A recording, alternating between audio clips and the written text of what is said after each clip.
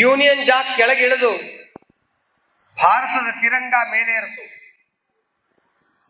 ಭಾರತದಲ್ಲಿ ಇಂದಿನ ಭಾರತದಲ್ಲಿ ಎಲ್ಲ ಕಡೆಗೆ ದೀಪಾವಳಿಯನ್ನು ಆಚರಿಸಲಾಯಿತು.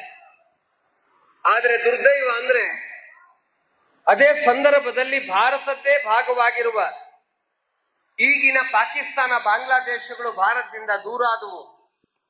ಆ ಪ್ರದೇಶದಲ್ಲಿ ರಕ್ತದ ಕೋಡಿ ಹರಿತು. ಅನೇಕ ತಾಯಂದಿರ ಸಿಂಧೂರ ಅಳಿಸಿ ಹೋಯಿತು. ಮಹಿಳೆಯರ ಮೇಲೆ ಅತ್ಯಾಚಾರ ನಡೆದೋಯ್ತು. ಸಾವಿರಾರು ಜನರ ಕೊಲೆ ಆಯಿತು. ಸ್ವತಂತ್ರ ಭಾರತಕ್ಕೆ ಪಾಕಿಸ್ತಾನದ ಕೊಡುಗೆ ಅನ್ನೋ ಹೆಸರಿನಲ್ಲಿ ಶವಗಳ ರಾಶಿ ಭಾರತಕ್ಕೆ ಬಂತು. ಲಕ್ಷ ಲಕ್ಷ ಸಂಖ್ಯೆಯಲ್ಲಿ ನಿರಾಶ್ರಿತರಾಗಿ ನಮ್ಮದೇ ದೇಶದ ಜನ ಇಂದಿನ ಪಾಕಿಸ್ತಾನದಿಂದ, ಇಂದಿನ ಬಾಂಗ್ಲಾದೇಶದಿಂದ ಭಾರತಕ್ಕೆ ನಿರಾಶ್ರಿತರಾಗಿ ಬಂದರು. ಇದನ್ನೆಲ್ಲ ನಾವು ಆಗಸ್ಟ್ 15ರ ಸ್ವಾತಂತ್ರ್ಯ ದಿನಾಚರಣೆಯ ಸಂದರ್ಭದಲ್ಲಿ ಮರೆತೇ ಬಿಡ್ತೀವಿ. ಮಕ್ಕಳ ಬಾಯಿಗೆ ಪೇಪರ್ಮೆಂಟ್ ಹಾಕಿ ಅವರ ಬಾಯನ್ನ ಮುಚ್ಚಿಸ್ಬಿಡ್ತೀವಿ. ಆದರೆ ಪ್ರತಿಯೊಬ್ಬ ದೇಶದ ಬಂಧು ಆಗಸ್ಟ್ 14ರ ಮಧ್ಯರಾತ್ರಿ ಏನಾಯ್ತು ಅನ್ನೋದನ್ನ ನೆನಪು ಮಾಡಿಕೊಳ್ಬೇಕು. ಇದು ಅಳುವ ದಿನನೂ ಅಲ್ಲ. ಯಾಕೆ ಅಂದ್ರೆ ಹಿಂದೂ ಪುರುಷಾರ್ಥದ ಮೇಲೆ ನಂಬಿಕೆ ಇಟ್ಟವನು. ಹೀಗಾಗಿ ನಾವು ನ ದೈನ್ಯಂ ನ ಪಲಾಯನಂ ಅನ್ನುವ ಸಿದ್ಧಾಂತಕ್ಕೆ ಒಳಪಟ್ಟಿರೋರು, ಅಳುವವರಲ್ಲ. ಆನಂದ ಪಡುವಂತ ಕ್ಷಣನೂ ಅಲ್ಲ.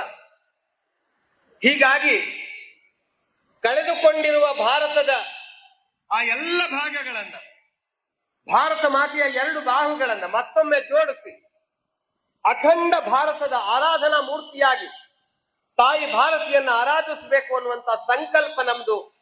ಅದಕ್ಕಾಗಿ ಇವತ್ತಿನ ಕಾರ್ಯಕ್ರಮ ಅಂತ ನಾನು ಅನ್ಕೊಂಡಿದ್ದೀನಿ. ಹಿಂದೂ ಜಾಗರಣ ವೇದಿಕೆ ಬೆಂಗಳೂರು ಘಟಕ 25ಕ್ಕೂ ಹೆಚ್ಚು ವರ್ಷಗಳಿಂದ ಈ ಕಾರ್ಯಕ್ರಮವನ್ನ ಮಳೆ ಬರಲಿ ಅಥವಾ ಮಳೆ ಬರದೇ ಇರಲಿ ಪ್ರತಿ ವರ್ಷ ಆಚರಣೆ ಮಾಡಿ ಯುವಕರಲ್ಲಿ ಪ್ರೇರಣೆಯನ್ನು ತುಂಬುವಂತ ಕಾರ್ಯವನ್ನು ಮಾಡ್ತಾ ಇದೆ. ಅದನ್ನ ನಾನು ಹೃತ್ಪೂರ್ವಕವಾಗಿ ಅಭಿನಂದಿಸ್ತೀನಿ. ಎಲ್ಲರೂ ಒಂದ್ಸಲ ಜೋರಾಗಿ ಜೈ ಶ್ರೀರಾಮ್ ಹೇಳಿ. ಜೈ ಶ್ರೀರಾಮ್. ಬಂಧುಗಳೇ, ಹಾಗಾದ್ರೆ ನಮ್ಮ ದೇಶದ ಹಿರಿಯರೆಲ್ಲರೂ ಅಪೇಕ್ಷೆ ಮಾಡದಂತಹ ಸ್ವಾತಂತ್ರ್ಯ ಈ ತುಂಡಾದ ಭಾರತದ ಕನಸಾಗಿತ್ತ ಅಂತ ಯೋಚನೆ ಮಾಡಬೇಕು. ದೇಶದ ಎಲ್ಲ ನಾಯಕರು ಆಶ್ವಾಸನೆ ಕೊಟ್ಟಿದ್ರು, ನಾವು ಸಂಪೂರ್ಣ ಭಾರತವನ್ನು ಸ್ವತಂತ್ರಗೊಳಿಸ್ತೀವಿ ಅಂತ. ಆದ್ರೆ ನಮ್ಮ ಕೈಗೆ ಬಂದಿದ್ದು ತುಂಡಾದ ಭಾರತ. ಭಾರತ ಮಾತೆಯ 2 ಬಾಹುಗಳಂತೆ ಇದ್ದಂತಹ ಪೂರ್ವ ಪಶ್ಚಿಮ ಪಾಕಿಸ್ತಾನಗಳು, ಅಂದ್ರೆ ಇಂದಿನ ಪಾಕಿಸ್ತಾನ, ಬಾಂಗ್ಲಾದೇಶಗಳು ಭಾರತದಿಂದ ತುಂಡಾಗೋದು. ಯಾಕಾಯ್ತು ಈ ಘಟನೆ? ಹಾಗಾದ್ರೆ ಪ್ರಮುಖ ಕಾರಣ ಯಾವುದು? ಭಾರತದ ರಾಷ್ಟ್ರೀಯತೆಯ ಬಗ್ಗೆ ನಿರ್ಮಾಣವಾದಂತಹ ತಪ್ಪು ಕಲ್ಪನೆಗಳು. ಭಾರತದ ರಾಷ್ಟ್ರೀಯತೆ ಅಂದ್ರೆ ಅದು ಕೊಡು ತೆಗೆದುಕೊಳ್ಳುವಂತ ಒಂದು ವಿಚಾರ ಅಲ್ಲ. ಅದರ ಬದಲಾಗಿ ಭಾರತದ ಬಗೆಗಿನ, ತಾಯಿ ಭಾರತದ ಬಗೆಗಿನ ಅಖಂಡ ನಿಷ್ಠೆ ಇದೇ ರಾಷ್ಟ್ರೀಯತೆಯ ಸಂಕೇತವಾಗಿತ್ತು, ಆಗಬೇಕಾಗಿತ್ತು. ಆದ್ರೆ ದುರ್ದೈವದಿಂದ ಈ ದೇಶದ ನಾಯಕರ ಮನಸ್ಸಿನಲ್ಲಿ ಬಂತು, ಮುಸಲ್ಮಾನ್ ಅಂದ್ರೆ ಗುಂಡ, ಹಿಂದೂ ಅಂದ್ರೆ ಹೇಡಿ. ಹೀಗಾಗಿ ಹಿಂದೂ ಮುಸಲ್ಮಾನರ ಎಲ್ಲಿವರೆಗೆ ಒಂದಾಗೋದಿಲ್ಲ ಅಲ್ಲಿವರೆಗೆ ಭಾರತದ ಸ್ವಾತಂತ್ರ್ಯ ಸಾಧ್ಯ ಇಲ್ಲ ಅಂತ ಅವರಿಗೆ ಭ್ರಮೆ ನಿರ್ಮಾಣ ಆಯಿತು. ಅದರ ಪರಿಣಾಮವಾಗಿ ಮುಸಲ್ಮಾನ್ ತುಷ್ಟೀಕರಣದ ಇಳಿಜಾರಿನಲ್ಲಿ ನಾವು ಬಿದ್ದಿವಿ. ರಾಷ್ಟ್ರೀಯ ಕಾಂಗ್ರೆಸ್ ಸ್ವಾತಂತ್ರ್ಯ ಹೋರಾಟದ ಮುಂಚೂಣಿಯಲ್ಲಿದ್ದಂತಹ ಒಂದು ಸಂಸ್ಥೆ ಬ್ರಿಟಿಷರು ಹಾಕಿದಂತಹ ದಾಳಕ್ಕೆ ಬಲಿ ಬಿದ್ದು ಅದರ ಪರಿಣಾಮವಾಗಿ ಮುಸಲ್ಮಾನರನ್ನ ಓಲೈಸುವಂತಹ ಒಂದು ರೀತಿಯ ವಿಘಟನೆಗೆ ದಾರಿ ತೋರುವ ದಾರಿಯನ್ನ ತುಳಿತು. ಈಗಾಗಲೇ ನಮ್ಮ ಮಿತ್ರರಾದಂತಹ ಶ್ರೀಧರ್ ಸ್ವಾಮಿಯವರು ಉಲ್ಲೇಖ ಮಾಡಿದ್ದಾರೆ. 1905ರಲ್ಲಿ ಭಾರತದ ಪೂರ್ವದ ಭಾಗ ಬಂಗಾಲವನ್ನ ಮುಸಲ್ಮಾನರು ಬಹುಸಂಖ್ಯವಾಗಿದ್ದಂತಹ ಭಾಗ, ಹಿಂದೂಗಳು ಬಹುಸಂಖ್ಯಾತವಾಗಿದ್ದಂತಹ ಭಾಗವಾಗಿ ಎರಡು ಭಾಗವಾಗಿ ತುಂಡು ಮಾಡಲಾಗಿತ್ತು, ಪೂರ್ವ ಮತ್ತು ಪಶ್ಚಿಮ ಬಂಗಾಲವಾಗಿ. ಆ ಸಂದರ್ಭದಲ್ಲಿ ಇಡೀ ದೇಶದ ಜನ ವಿರೋಧಿಸಿದರು. ಅದಕ್ಕೆ ಪ್ರೇರಣೆಯಾಗಿತ್ತು ವಂದೇ ಮಾತರಂ. ಬಂಕಿಂ ಚಂದ್ರ ಚಟರ್ಜಿಯವರು ಬರೆದಂತಹ ವಂದೇ ಮಾತರಂ ಗೀತೆಯನ್ನ ಹಾಡ್ತಾ, ವಂದೇ ಮಾತರಂ ಜೈಘೋಷವನ್ನು ಹೇಳ್ತಾ ಬ್ರಿಟಿಷರು ಒಡ್ಡಿದ ಆ ಗುಂಡಿಗೆ ತಮ್ಮ ಎದೆಯನ್ನ ಒಡ್ಡಿದ್ರು. ಬ್ರಿಟಿಷರ ಎಲ್ಲ ಯಾತನೆಗಳನ್ನ ಸಹಿಸಿದ್ರು ಮತ್ತು ತುಂಡಾದಂತಹ ಬಂಗಾಲವನ್ನ ಕೇವಲ 5-5.5 ವರ್ಷಗಳಲ್ಲಿ ಮತ್ತೊಮ್ಮೆ ಒಂದು ಮಾಡಿದ್ರು. ಆದ್ರೆ ಆ ಘಟನೆಯನ್ನ ಮರೆತು ಅದೇ ತುಷ್ಟೀಕರಣ ಯಾವ ಬ್ರಿಟಿಷರು ಮಾಡ್ತಿದ್ರು ಅದಕ್ಕೆ ಕಾಂಗ್ರೆಸ್ ಬಲಿ ಬಿತ್ತು. ಒಂದೊಂದೇ ಭಾಗವನ್ನ ಕಳ್ಕೊಳ್ತಾ ಹೋದ್ವಿ. ನಾವು ನಮ್ಮ ರಾಷ್ಟ್ರ ಧ್ವಜ ಭಗವಾಗಬೇಕಾಗಿತ್ತು, ಅದರ ಬದಲಾಗಿ ತಿರಂಗ ಮಾಡಿದ್ವಿ. ನಮ್ಮ ದೇಶದ ವಂದೇ ಮಾತರಂ ಗೀತೆ ಮುಸಲ್ಮಾನರಿಗೆ ಖುಷಿ ಮಾಡೋ ಸಲುವಾಗಿ ಅದನ್ನು ತುಂಡು ಮಾಡಿದ್ವಿ. ಅದರ ಕೊನೆಯ ಭಾಗವಾಗಿ ಭಾರತನೂ ತುಂಡಾಗಿ ಹೋಯಿತು.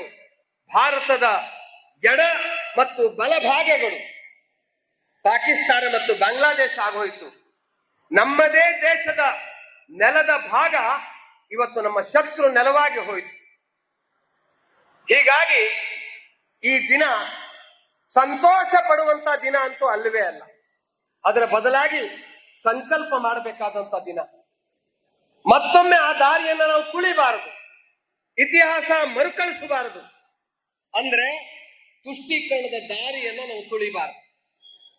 ಇಡೀ ರಾಷ್ಟ್ರದ ಪ್ರತಿಯೊಬ್ಬನ ಮನಸ್ಸಿನಲ್ಲಿ ನಾನು ಭಾರತದ ಮಗು, ಭಾರತಕ್ಕಾಗಿ ಬದುಕಬೇಕು ಅನ್ನುವ ಸಂಕಲ್ಪವನ್ನು ನಿರ್ಮಾಣ ಮಾಡಬೇಕು. ಸ್ವಾತಂತ್ರ್ಯ ವೀರ ಸಾವರ್ಕರ್ ಅವರು ಹೋರಾಟದ ಸಂದರ್ಭದಲ್ಲಿ ಒಂದು ಮಾತನ್ನ ಹೇಳಿದ್ರು. ಅದು ಅಂದ್ರೆ, ನೀವು ನಮ್ಮ ಜೊತೆಗೆ ಬಂದ್ರೆ ನಿಮ್ಮನ್ನ ಜೊತೆಗೆ ಸೇರಿಸ್ಕೊಂಡು, ನಮ್ ಜೊತೆಗೆ ಬರ್ಲಿಲ್ಲ ಅಂದ್ರೆ ನಿಮ್ಮನ್ನ ಬಿಟ್ಟು ನೀವು ನಮ್ಮನ್ನ ವಿರೋಧ ಮಾಡಿದರೆ, ನಿಮ್ಮ ವಿರೋಧವನ್ನು ಲೆಕ್ಕಿಸದೆ ನಾವು ಸ್ವಾತಂತ್ರ್ಯವನ್ನು ತಗೋತೀವಿ ಅಂತ ಹೇಳಿದ್ರು. ಆ ಪರಾಕ್ರಮ ಈ ದೇಶದ ಪ್ರತಿಯೊಬ್ಬರಲ್ಲೂ ಬರಬೇಕು. ನಮ್ಮ ದೇಶವನ್ನ ಕಟ್ಟೋದು ರಾಷ್ಟ್ರಭಕ್ತಿಯ ಆಧಾರದ ಮೇಲೆ, ತುಷ್ಟೀಕರಣದ ಆಧಾರದ ಮೇಲೆ ಅಲ್ಲ.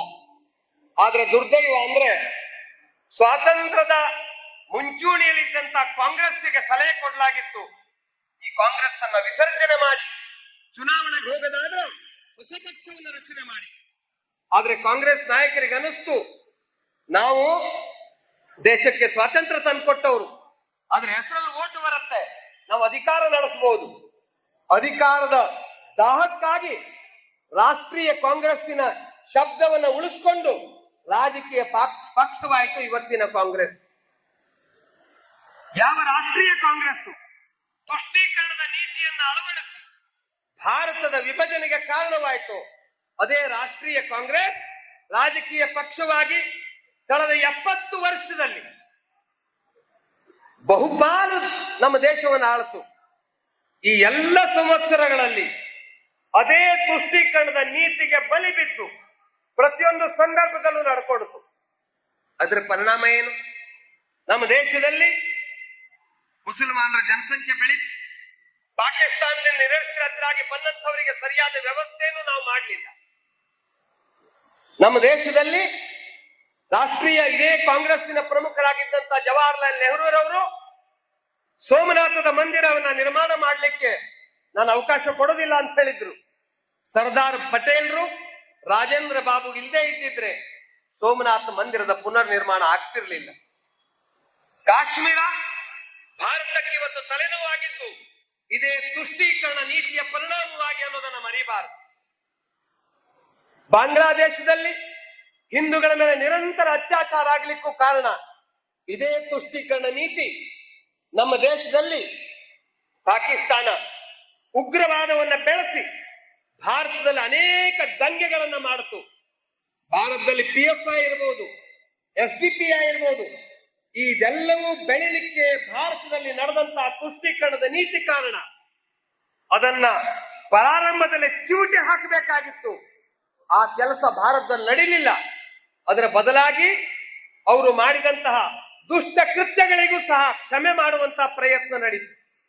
ಭಾರತ ಪಾಕಿಸ್ತಾನದ ಮೇಲೆ ಆಕ್ರಮಣ ಮಾಡಿದಾಗ ನಮ್ಮ ಪರಾಕ್ರಮಿ ಸೈನ್ಯ ಅವ್ರನ್ನೆಲ್ಲ ಹಿಮ್ಮೆಟ್ಟಿಸಿ ಹಿಂದೊಯ್ದ್ರೆ ನಾವು ಟೇಬಲ್ ಮೇಲೆ ಅದನ್ನೆಲ್ಲ ಕಳ್ಕೊಂಡ್ವಿ. ಯಾಕೆ? ನಮ್ಮ ಮನಸ್ಸಿನಲ್ಲಿ ಇಡೀ ರಾಷ್ಟ್ರವನ್ನ ನಾವು ಆರಾಧಿಸಬೇಕು ಅನ್ನುವಂತ ಭಾವನೆ ಹೊರಟೋಯ್ತು.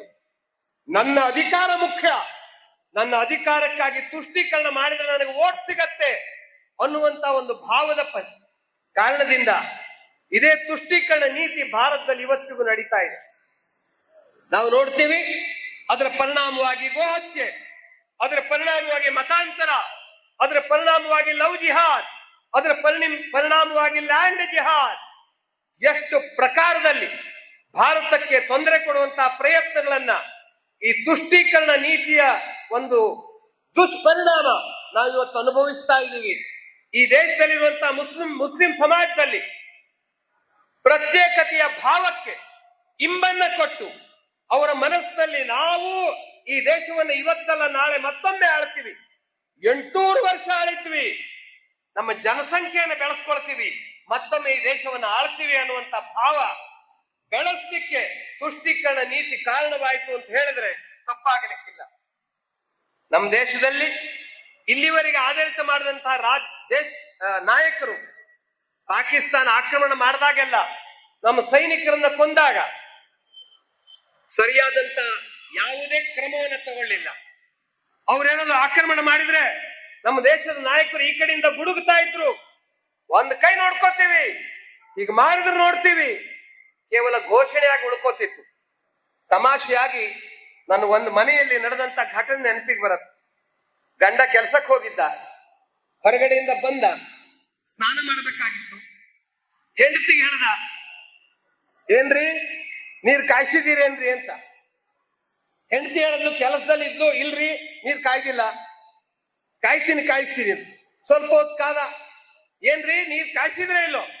ಇಲ್ಲ, ಇನ್ನು ಕಾಯಿಸ್ಲಿಲ್ಲ. ಸಿಟ್ಟಿಗೆದ್ದ, ಗೊತ್ತಾಗಲ್ಲ, ಬೇಗ ನೀರ್ ಕಾಯಿಸು. ಅವಳು ಹೇಳಿದ್ಲು, ಇಲ್ಲ ನಂಗೆ ಬೇರೆ ಕೆಲಸ ಇದೆ, ಅದಾದ್ಮೇಲೆ ನೋಡೋಣ ಅಂತ. ಏನ್ ಮಾಡ್ತೀರೋ ಮಾಡ್ಕೊಳ್ಳಿ. ಇವ್ನು ಸಿಟ್ಟಿಗೆದ್ದ ಹೇಳ್ದ, ಏನ್ ಮಾಡ್ತೀರಾ? ಹಂಗ್ ಮಾಡ್ತೀನಿ, ಹಿಂಗ್ ಮಾಡ್ತೀನಿ. ಏನ್ ಮಾಡ್ತೀರೋ ಮಾಡ್ಕೊಳ್ಳಿ ಅಂತ ಆಕೆ ಹೇಳಿದ್ಲು. ಇವನೇನ್ ಮಾಡ್ದ, ಹೋಗ್ಲಿ ಬಿಡು ಅಂತ ತಣ್ಣೀರು ಸ್ನಾನ ಮಾಡದ್ನಂತೆ. ಹಾಗೆ ನಮ್ಮ ದೇಶದಲ್ಲಿ ಇವತ್ತು ಇಷ್ಟು ವರ್ಷಗಳ ಕಾಲ ನಡೀತಾ ಇದ್ದಂತ ರೀತಿ ಯಾವುದು? ಪಾಕಿಸ್ತಾನ ಧಮಕಿ ಹಾಕಿದ್ರು, ಈ ಕಡೆಯಿಂದ ಕೇವಲ ಹೇಗೆ ಮಾಡ್ತೀವಿ, ಹೀಗೆ ಮಾಡ್ತೀವಿ ಮಾತಿನ ಘೋಷಣೆ ನಡೀತಿತ್ತು. ನಮ್ಮ ದೇಶದ ಸೈನಿಕರ ಮೇಲೆ ಅತ್ಯಾಚಾರ ನಡೀತು, ಜನಗಳ ಮೇಲೆ ಅತ್ಯಾಚಾರ ನಡೀತು, ಇಡೀ ದೇಶದ ಅನೇಕ ಸ್ಥಾನಗಳ ಮೇಲೆ ಬಾಂಬ್ ಹಾಕಲಾಯಿತು. ಯಾವುದೇ ಕ್ರಮವನ್ನು ನಾವು ತೆಗೆದುಕೊಳ್ಳಿಲ್ಲ. ಅದರ ಬದಲಾಗಿ ಕಳೆದ 10 ವರ್ಷಗಳಲ್ಲಿ ಮಾತ್ರ ಪರಿವರ್ತನೆ ಬಂತು. ಮಾಡಿರುವ ಎಲ್ಲ ಆಕ್ರಮಣಕ್ಕೆ ಉತ್ತರವನ್ನ ಕೊಟ್ವಿ. ಮೊನ್ನೆ ನಡೆದಂತ ಘಟನೆ ಇದಕ್ಕೆ ಸಾಕ್ಷಿಯಾಯಿತು. ನಾವೆಲ್ಲರೂ ಅಭಿಮಾನ ಪಡುವಂತ ಘಟನೆ ನಡೆದೋಯ್ತು. ನಮ್ಮ ದೇಶದಲ್ಲಿ ಯಾತ್ರೆಗೆ ಹೋಗಿದ್ದಂತ ಜನಗಳ ಮೇಲೆ ಉಗ್ರವಾದಿಗಳು ಧರ್ಮವನ್ನ ಕೇಳಿ, ಜಾತಿಯನ್ನ ಕೇಳಿ ಪುರುಷರನ್ನೆಲ್ಲ ಇಲ್ಲಿಂದ ತಮ್ಮ ಜೀವನ ಅಂತ್ಯ ಮಾಡ್ಲಿಕ್ಕೆ ಕಾರಣ ಆದ್ರು. ಕೊಂದು ಹಾಕಿ ಕೊಂದ್ರು. 25ಕ್ಕೂ ಹೆಚ್ಚು ಮಾತೆಯರ ಸಿಂಧೂರ ಅಳಿಸಿ ಹೋಯ್ತು. ಸರ್ಕಾರ ಅದಕ್ಕೆ ಉತ್ತರವನ್ನ ಕೊಡ್ಲಿಕ್ಕೆ ಸಿದ್ಧವಾಯಿತು. ಎಲ್ಲ ಯೋಜನೆ ಮಾಡಿಕೊಂಡಿತು.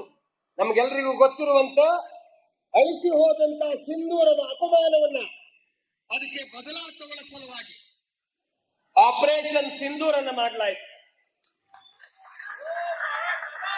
ಈ 4 ದಿನಗಳ ಅವಧಿನಲ್ಲಿ, ಕೇವಲ 4 ದಿನಗಳ ಅವಧಿನಲ್ಲಿ ನಮ್ಮ ಪರಾಕ್ರಮಿ ಸೈನ್ಯ ಯೋಜನಾಬದ್ಧ ಕಾರ್ಯಾಚರಣೆಗಳ ಮೂಲಕ ಉಗ್ರಗಾಮಿ ನೆಲೆಗಳ ಮೇಲೆ ಬಾಂಬ್ ಹಾಕ್ತು. ಉಗ್ರಗಾಮಿ ನೆಲೆಗಳನ್ನ ನಾಶ ಮಾಡಲಾಯಿತು. ಪಾಕಿಸ್ತಾನದ ವಾಯು ನೆಲೆಯನ್ನ ನಾಶ ಮಾಡಲಾಯಿತು. ಪಾಕಿಸ್ತಾನದ ಪುಂಗಿ ಬಂದಾಯ್ತು. ನಮ್ಮಲ್ಲಿ ಹೇಳ್ತಾರೆ, ಮೂಗು ಹಿಡಿದ್ರೆ ಬಾಯಿ ತೆಗಿತಾರೆ ಅಂತ. ಅದರ ಪರಿಣಾಮವಾಗಿ ಪಾಕಿಸ್ತಾನ ನತಮಸ್ತಕವಾಗುವಂತಹ ಪರಿಸ್ಥಿತಿ ನಿರ್ಮಾಣವಾಯಿತು. 4 ದಿನದಲ್ಲಿ ಪಾಕಿಸ್ತಾನದ ಅಹಂಕಾರವನ್ನು ನಾವು ಬಗ್ಗು ಬರೆದು ನಮ್ಮ ದೇಶದ ಪರಾಕ್ರಮವನ್ನು ತೋರಿಸಿದ್ದೀವಿ. ಇದು ಶ್ರೇಷ್ಠವಾದಂತ ಘಟನೆ, ಅಭಿಮಾನ ಪಡುವಂತ ಘಟನೆ. ಇದಕ್ಕೆ ಸಾಕ್ಷಿಯಾಗಿದ್ದು ನಮ್ಮ ದೇಶದ ಕ್ಷಿಪಣಿಗಳು, ನಮ್ಮ ದೇಶದಲ್ಲೇ ತಯಾರಾದಂತಹ ಕ್ಷಿಪಣಿಗಳು ಅಂತ ಒಂದು ಶ್ರೇಷ್ಠ ಸಾಧನೆಯನ್ನ ಭಾರತ ಮಾಡಿ ತೋರಿಸ್ತು. ನಿಜವಾಗಿ ಇವತ್ತು ಇಡೀ ಜಗತ್ತಿಗೆ ಮಾದರಿಯಾಗಿ ಭಾರತ ನಿಂತ್ಕೊಂಡಿದೆ. ನಾವು ಯಾರ ಮೇಲೂ ಆಕ್ರಮಣ ಮಾಡಲ್ಲ, ಆದ್ರೆ ನಮ್ಮ ಮೇಲೆ ಆಕ್ರಮಣ ಮಾಡಿದ್ರೆ ನಾವು ಬಿಡಲ್ಲ ಅನ್ನುವಂತ ಒಂದು ಸಿದ್ಧಾಂತವನ್ನ ನಾವು ನೆಚ್ಚಿಕೊಂಡು ಅದರಂತೆ ಆಪರೇಷನ್ ಸಿಂಧೂರನ್ನ ನಡೆಸಿದ್ವಿ. ಇಡೀ ಜಗತ್ತಿನ ಮುಂದೆ ನಮ್ಮ ದೇಶದ ನಾಯಕರು ಹೋಗಿ, ಅನೇಕ ವಿರೋಧ ಪಕ್ಷದ ನಾಯಕರು, ಹಾಗೆ ನೋಡಿದ್ರೆ ಓವೈಸಿ ಅಂತವರು ಸಹ ವಿದೇಶಕ್ಕೆ ಹೋಗಿ ಭಾರತದ ಸರಿಯಾದಂತ ಪ್ರತಿಪಾದನೆಯನ್ನ ಮಾಡಬೇಕಾದಂತಹ ಒಂದು ರೀತಿಯಲ್ಲಿ ಕೂಟ ನೀತಿಯನ್ನ ಭಾರತ ಅನುಸರಿಸಿ ಭಾರತದ ಘನತೆಯನ್ನು ಎತ್ತಿ ಹಿಡಿತು. ಆಪರೇಷನ್ ಸಿಂಧೂರ್ ಭಾರತದ ಮಹಿಳೆಯರ ಅಳಿಸಿದ ಸಿಂಧೂರಕ್ಕೆ ಸರಿಯಾದಂತ ಉತ್ತರ ಆಯ್ತು ಅಂತ ನಂಗನ್ಸುತ್ತೆ.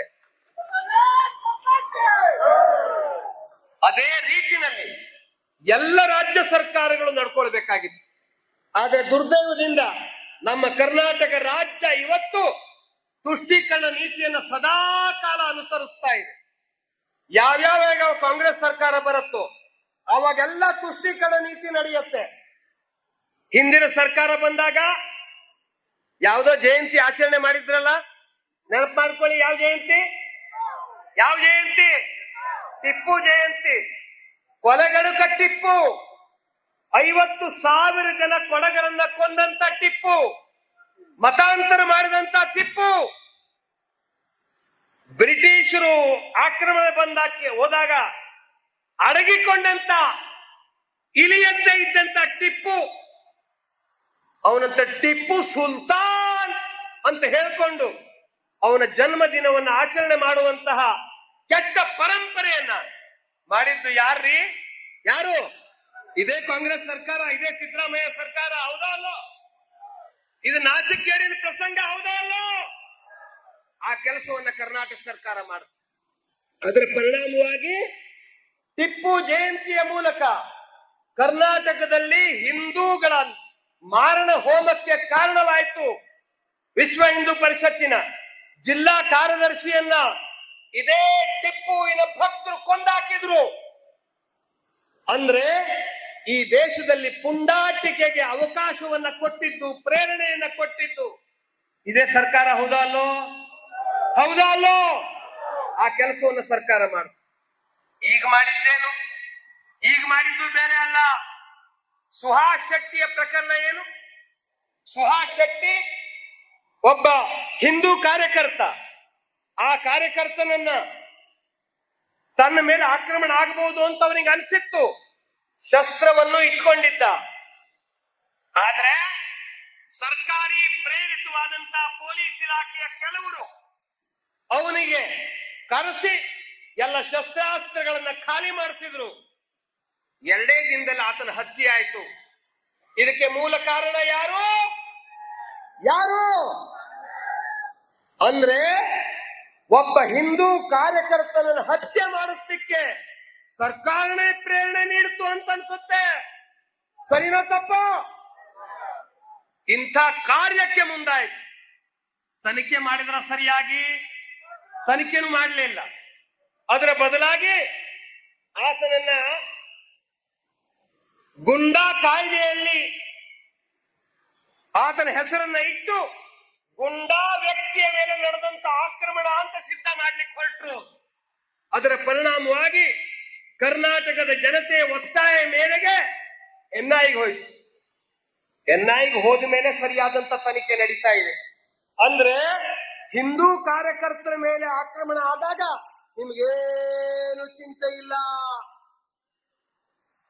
ಮೊನ್ನೆ ಕೊಪ್ಪಳದಲ್ಲಿ ಒಬ್ಬ ಸಾಮಾನ್ಯ ಅನುಸೂಚಿತ ಜನಜಾತಿಯ ಕಾರ್ಯಕರ್ತ, ಅವನ ಹೆಸರೇನು ಸ್ವಾಮಿ? ಹೆಸರೇನು?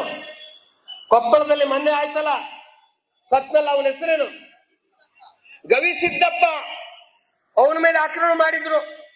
ಅವನು ಮಾಡಿದ ತಪ್ಪೇನು? ಅವನೊಬ್ಬ ಮುಸಲ್ಮಾನ್ ಹುಡುಗಿಯನ್ನು ಪ್ರೀತಿಸಿದ. ಮುಸಲ್ಮಾನ್ ಹುಡುಗಿಯನ್ನು ಪ್ರೀತಿಸಿದ್ದಕ್ಕಾಗಿ ಮಸೀದಿಯ ಮುಂದೆ ಅವನನ್ನು ಕೊಲೆ ಮಾಡಲಾಯಿತು. ಅದಕ್ಕೆ ವೈಯಕ್ತಿಕ ಜಗಳ ಅಂತ ಹೇಳಲಾಯ್ತು. ಅಂದ್ರೆ ಹಿಂದೂ ಕಾರ್ಯಕರ್ತರ ಹತ್ಯೆ ಆದ್ರೆ ಅದು ವೈಯಕ್ತಿಕ ಜಗಳ. ಗುಂಡಾಳ ಮೇಲಾದಂತ ಆಕ್ರಮಣ. ಆದ್ರೆ ಫಯಾಜ್ ಮೇಲೆ ಆಕ್ರಮಣ ಆದ್ರೆ ಯಾಕ್ರಿ ನಿಮಗೆ ಬೇಜಾರಾಗತ್ತೆ? ಫಯಾಜ ಸತ್ತ. ಇವತ್ತು ಫಯಾಜಿನ ಒಂದು ಹತ್ಯೆ ಆಯ್ತು ಅಂತ ಹೇಳಿ ದಕ್ಷಿಣ ಕನ್ನಡದ ಮೂಲೆ ಮೂಲೆಗಳಲ್ಲಿ, ಚಿಕ್ಕಮಗಳೂರಿನ ಮೂಲೆ ಮೂಲೆಗಳಲ್ಲಿ ಹಿಂದೂ ಕಾರ್ಯಕರ್ತರ ಮನೆಗೆ ಯಾಕ್ರಿ ಹೋಗ್ತೀರಾ ಅಂದ್ರೆ ಸುಹಾಸ್ ಶೆಟ್ಟಿ ಆಕ್ರಮಣ ಆದಾಗ ನಿಮಗೇನು ಬೇಜಾರಿಲ್ಲ, ನಿಮಗೇನು ಚಿಂತೆ ಇಲ್ಲ. NIA ತನಿಖೆಯಿಂದ ಇವತ್ತು ಹೊರಗೆ ಬಿದ್ದಿದೆ. ಇದರೊಳಗೆ ವಿದೇಶಿ ಹಣ, ವಿದೇಶಿ ಷಡ್ಯಂತ್ರ, ವ್ಯವಸ್ಥಿತವಾದಂತ ಯೋಜನೆ ಇದೆ. ಇದೆಲ್ಲವೂ ಇದೆ ಅಂತ ಗೊತ್ತಾಗಿದೆ. ಅಂದ್ರೆ ಇಷ್ಟೆಲ್ಲ ಆದ್ರೂ ಚಿಂತೆ ಏನು ನಡೆಯಲ್ಲ. ಹಿಂದೂಗಳ ಮೇಲೆ ಆಕ್ರಮಣ ಆದಾಗ ಮೌನ, ಮುಸಲ್ಮಾನರ ಮೇಲೆ ಆಕ್ರಮಣ ಆದ್ರೆ ಏಕದಮ್ ಆಕ್ಟಿವ್. ಇದು ಮುಸಲ್ಮಾನರ ತುಷ್ಟೀಕರಣನೋ ಅಥವಾ ಎಲ್ಲರ ಮೇಲೆ ಪ್ರೀತಿ ಇರುವಂತ ರಾಜ್ಯನೋ ಹೇಳಿ, ಸ್ವಲ್ಪ ನೀವೇ ಹೇಳಿ. ಮುಸಲ್ಮಾನರ ತುಷ್ಟೀಕರಣದ ರಾಜ್ಯ ನಡೀತಾ ಇದೆಯೋ, ಎಲ್ಲರನ್ನು ಸಮಾನವಾಗಿ ನೋಡುವಂತ ರಾಜ್ಯ ನಡೀತಾ ಇದೆಯೋ? ನಮ್ಮ ದೇಶದಲ್ಲಿ, ನಮ್ಮ ರಾಜ್ಯದಲ್ಲಿ ನಿನ್ನೆ ಮೊನ್ನೆ ಇರಬೇಕು, ಚಿಕ್ಕಮಗಳೂರಿನಲ್ಲಿ ಹಿಂದೂ ಹುಡುಗಿ, ಮದುವೆ ಆದಂತ ಹುಡುಗಿಯನ್ನ ಹಾರಿಸ್ಕೊಂಡೋದ.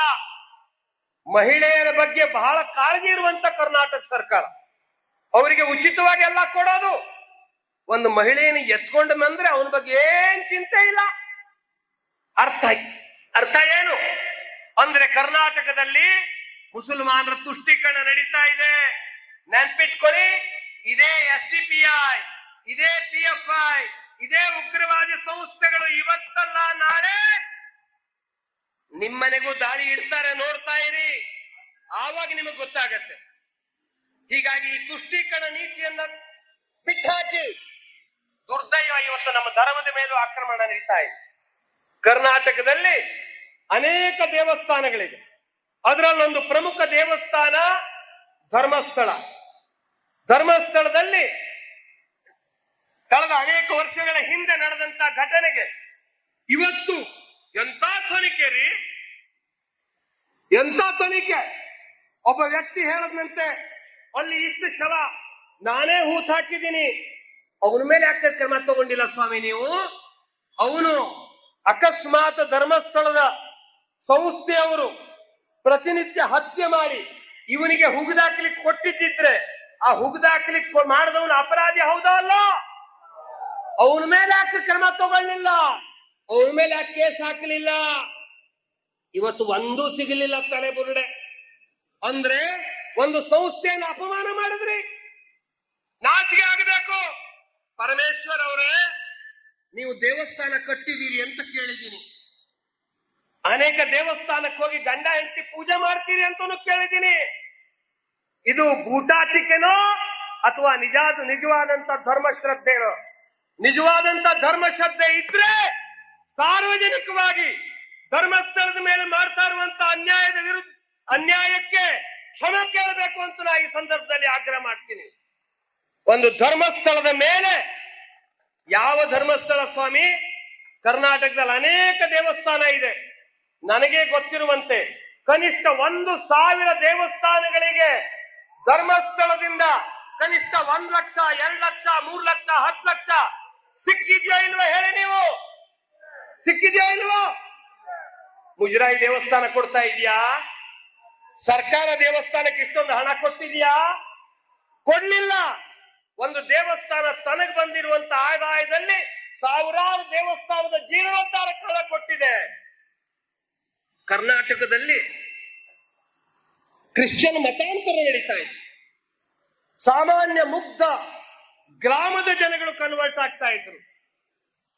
ಹೆಗಡೆಯವರು ಬಹಳ ದೊಡ್ಡ ಪ್ರಚಾರ ಮಾಡಲಿಲ್ಲ. ನಾವು ಹಿಂದೂ ಜಾಗರಣ ವೇದಿಕೆ, ಬಜರಂಗ ದಳ ಇದ್ದಂಗೆ ಅವ್ರು ನಮ್ಮಂಗೆ ಹೇಳಕ್ ಹೋಗಲ್ಲ. ಅದರ ಬದಲಾಗಿ ಅವರು ಧರ್ಮಸ್ಥಳ ಸಂಘ ಪ್ರಾರಂಭ ಮಾಡಿದರು.